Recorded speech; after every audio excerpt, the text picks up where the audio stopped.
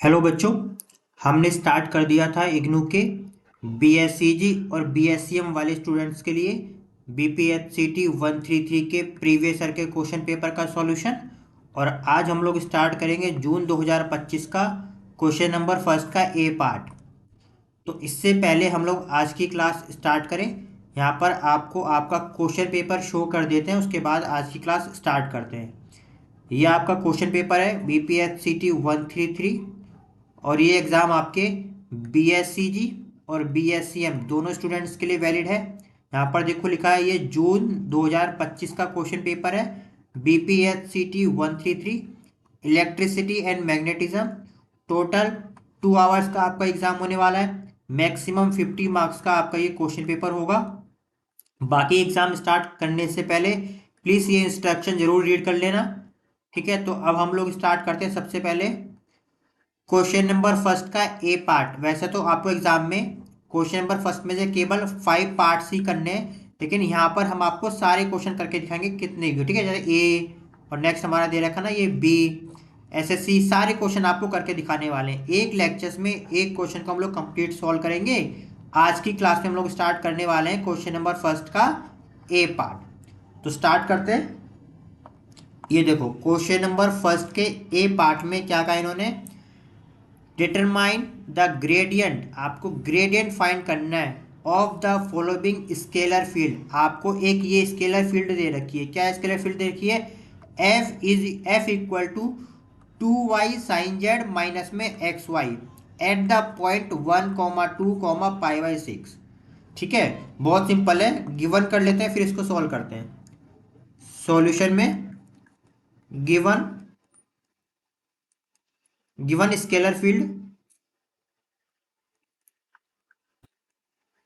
इसको यहाँ से एफ से शो कर रखा है। अब यहाँ पे एक बात ध्यान रखना है, पहले से लिख लेते हैं फिर बताते हैं। 2y साइन जेड माइनस में x Y equation first. Exam में स्केलर फील्ड में यहाँ पे जो सिंबल एफ दे रखा है ना, इसके अलावा ए टू जेड वो कोई सा भी सिंबल यूज कर सकते हैं, चाहे स्मॉल लेटर में या फिर वो कैपिटल लेटर में, उससे टेंशन मत लेना। बस याद रखना वो क्या होना चाहिए, स्केलर फील्ड। यहाँ पे कोई दूसरा सिंबल भी हो सकता है, ठीक है। और क्या पूछा इसमें, ग्रेडियंट पूछा हुआ है। ग्रेडियंट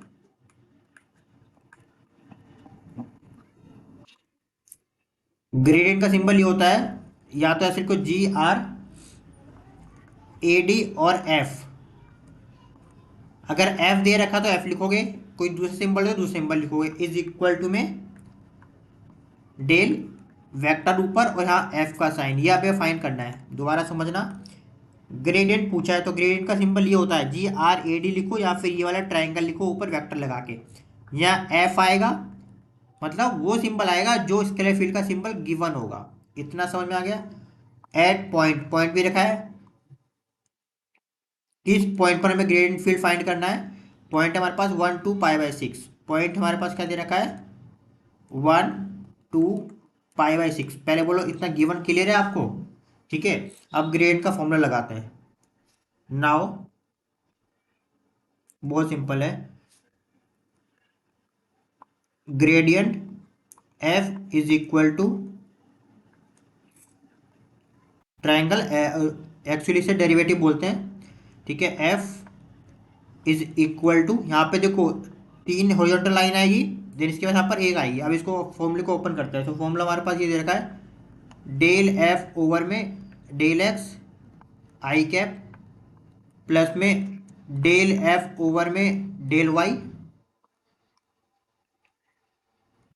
एक second, del Y J cap plus में डेल F ओवर में डेल जेड, और यहाँ पे क्या हमारे पास के कैप। कहने का मतलब ये है, जो आपको स्केलर फील्ड दिया होगा उसका पहले एक्स के रेस्पेक्ट में डेरिवेटिव करेंगे, जो आपको स्केलर फील्ड दिया होगा उसका फिर वाई के रेस्पेक्ट में डेरिवेटिव, जो आपको स्केलर फील्ड दे रखा है उसका जेड के रेस्पेक्ट में डेरिवेटिव, ठीक है। अब पहले पुट कर लेते हैं, डेल ओवर में डेल एक्स, तो एफ कितना दे रखा था 2y साइन जेड और X Y, 2y sine Z minus में x Y.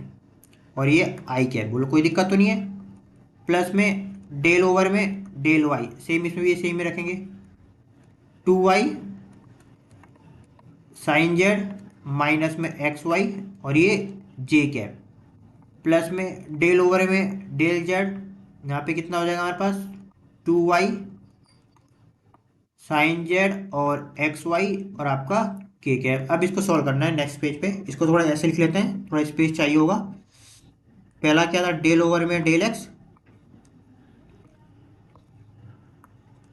2y sine Z और एक्स वाई, बोलो कोई दिक्कत तो नहीं है। आई कैप प्लस में डेल ओवर में del Y, 2y sine Z और X Y, J cap plus में डेल ओवर में del Z, 2y sine Z और एक्स वाई और हमारे पास के कैप। सिंपल बस वैल्यू को एक स्ट्रेट लाइन में लिख दिया है। अब सॉल्व करते हैं। पहला काम क्या है, एक्स के रेस्पेक्ट में डेरिवेटिव करना, क्योंकि फर्स्ट टर्म में एक्स नहीं है, 2y साइन जेड, तो इसे कांस्टेंट मानेंगे और कांस्टेंट का जो डेरिवेटिव होता है वो कितना होता है, 0।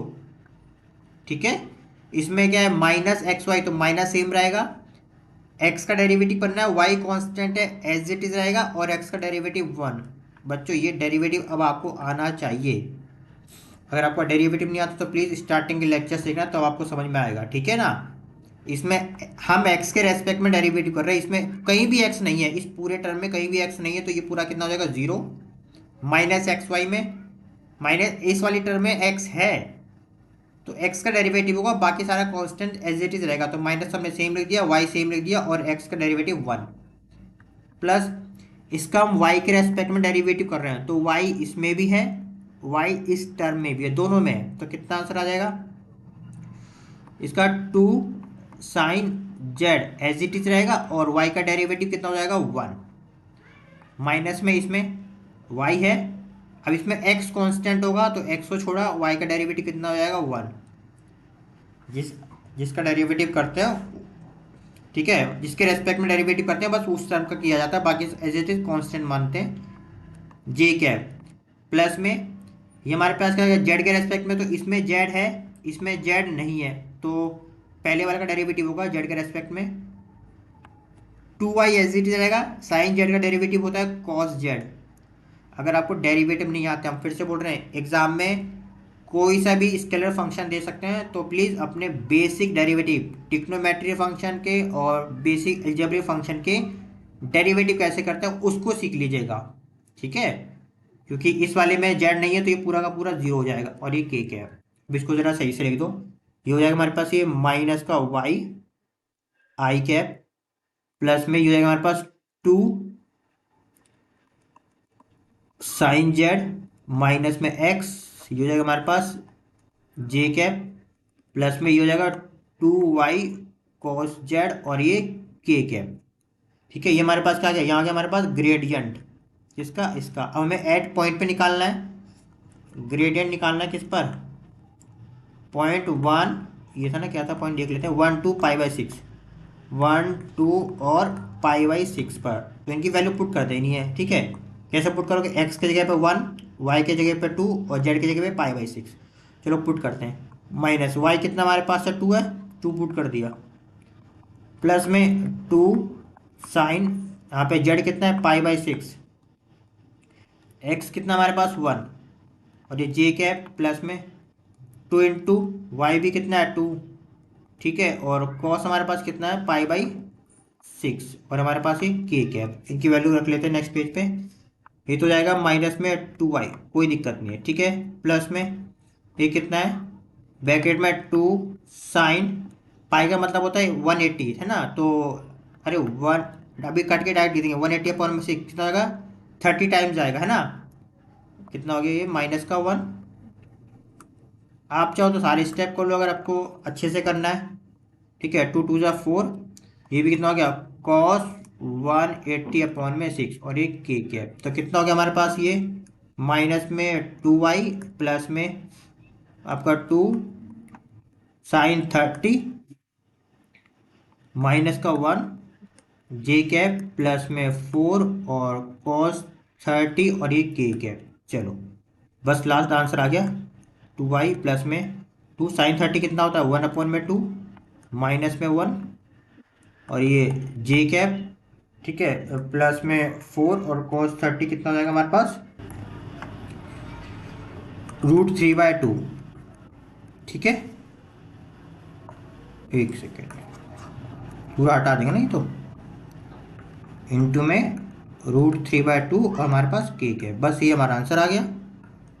यानी gradient of scalar function f at point 1, 2, π/6 is equal to minus में 2y, ये 2 से 2 कैंसिल होगा, 1 बचेगा, 1 में से 1 गया 0, फिनिश हो गया ये वाला टर्म, है ना, ये पूरी 0 हो जाएगी तो 0 × i कुछ भी नहीं बचेगा। 2 × 2 = 4 तो आंसर आ जाएगा हमारे पास, ऐसे लिख लो 0j प्लस में 2√3k, और या तो ऐसे लिख लो माइनस का 2i प्लस में 2√3k, ये हमारा आंसर है। ठीक है, नेक्स्ट क्लास में हम लोग करेंगे नेक्स्ट क्वेश्चन, तो मिलते हैं हमारी नेक्स्ट क्लास में।